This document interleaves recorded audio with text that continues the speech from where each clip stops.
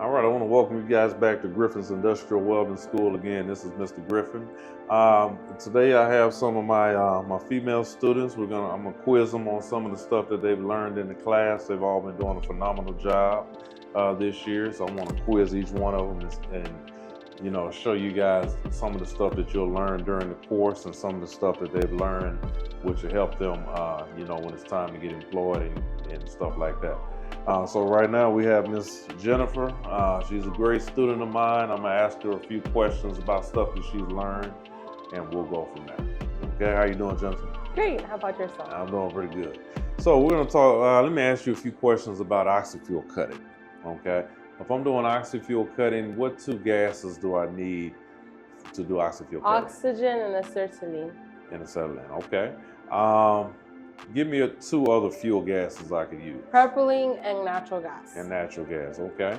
If I'm using acetylene, where should my PSI be? 5 to 10 PSI. 5 to 10 PSI, and I never want to exceed how much? 15 PSI because it means the gas isn't steady and it can explode. That's true, that's good. All right, how are you doing, Miss Kenyetta? I'm good, Mr. G. How are you? I'm doing real well. So today I'm gonna ask you a few questions. We're gonna go over the different weld discontinuities. Remember, these are things that can cause you to fail a weld test if you're taking a test for a company or anything like that. So what is porosity? Porosity is dirt bubbles in the weld. That's good. What is non-uniformity? The beads are not the same. That's good. The beads don't look the same. What is slag inclusion? Slag is when you have slag in the weld, and That's that good. comes from stick, or it can come if the weld has not been cleaned properly. That's good.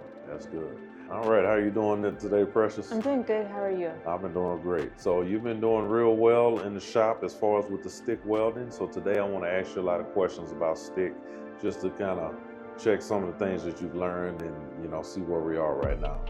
So give me 5 low hydrogen electrodes. It's going to be 70-15, 70-16, 70-18, 70-28, and 70-48. That's good. What's the most common of those 5? 70-18. That's good. So what's the purpose of a low hydrogen electrode?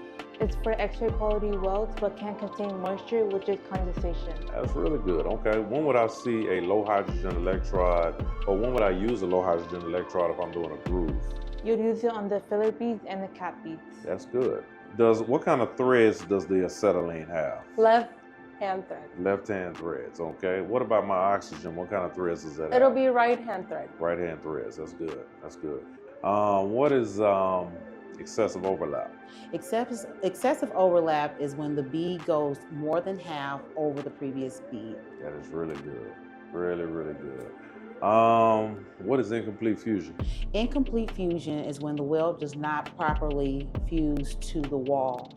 That is correct. And what can happen if it doesn't fuse to the wall? If it doesn't properly fuse to the wall, the weld can break, and in a bend test, you wouldn't pass. That is good. So let's say I have a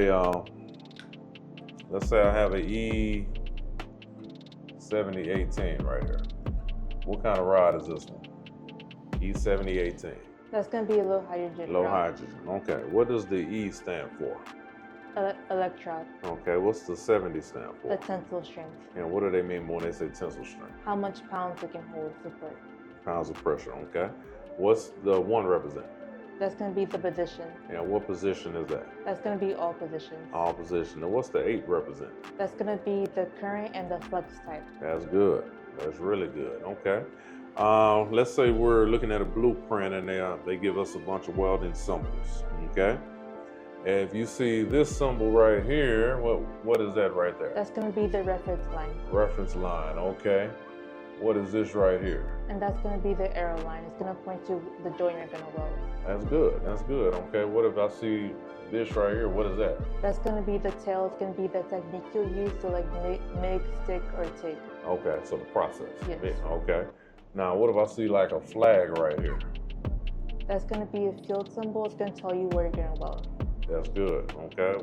What's this symbol right here called? That's going to be a fillet. Fillet. Okay, that's good. Now, what if I put one right on top? What's that called? That's going to be a chain intermediate weld. It's going to be the same on both sides, and you're going to weld in sections.